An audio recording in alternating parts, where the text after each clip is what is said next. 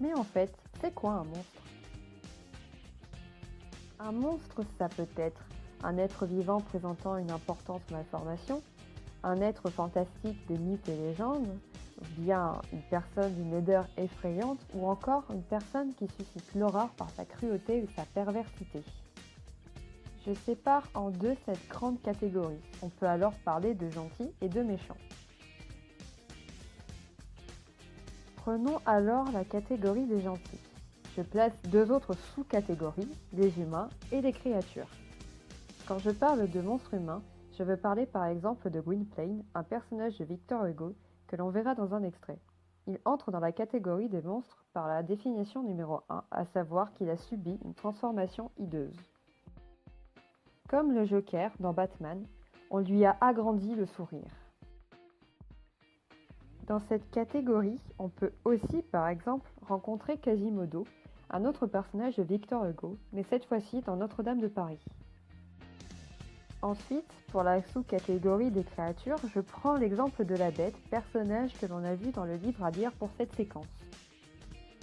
La Bête est une créature transformée par malédiction, et malgré sa laideur effrayante, c'est un personnage doux qui veut seulement être aimé. On peut aussi y mettre la créature de Frankenstein, personnage de Mary Shelley, lui aussi effrayant par son apparence, mais qui cherche seulement à comprendre qui il est. Dans la catégorie des monstres méchants, que l'on peut aussi séparer en deux, on y retrouve les humains et les créatures.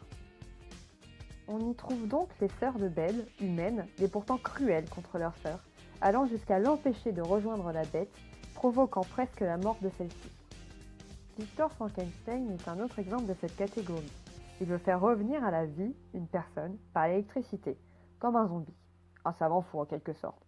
Sauf qu'il va rejeter sa créature, provoquant finalement plus de mal que de bien. Pour la sous-catégorie suivante, celle des créatures, on peut prendre pour exemple l'Odyssée d'Homère. Charybde et Scylla sont des créatures marines qui aspiraient ou mangeaient les marins qui passaient près d'eux.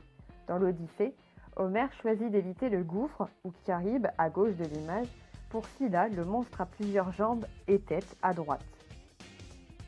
On peut aussi prendre le personnage du Cyclope comme important par sa discussion avec Ulysse. Celui-ci dit s'appeler personne, trompant la créature. Le Cyclope est un géant avec un seul œil, mangeant volontiers moutons et hommes. Je rajoute une autre grande catégorie pour montrer que certains personnages sont neutres. Ils peuvent aussi bien être gentils que méchants. Le loup-garou est une créature de la nuit et une créature de légende. Dépendant du livre que l'on a en main, il peut être gentil ou méchant. C'est aussi l'un des personnages que l'on voit surtout dans les livres de jeunesse, comme Fascination de Stephenie Meyer ou Harry Potter de J.K. Rowling, avec comme méchant Cyrus Greyback et comme gentil Rémi Lupin par exemple. Tout comme les loups-garous, les sorcières sont bonnes ou mauvaises. Les bonnes utilisent la magie blanche et les mauvaises la magie noire.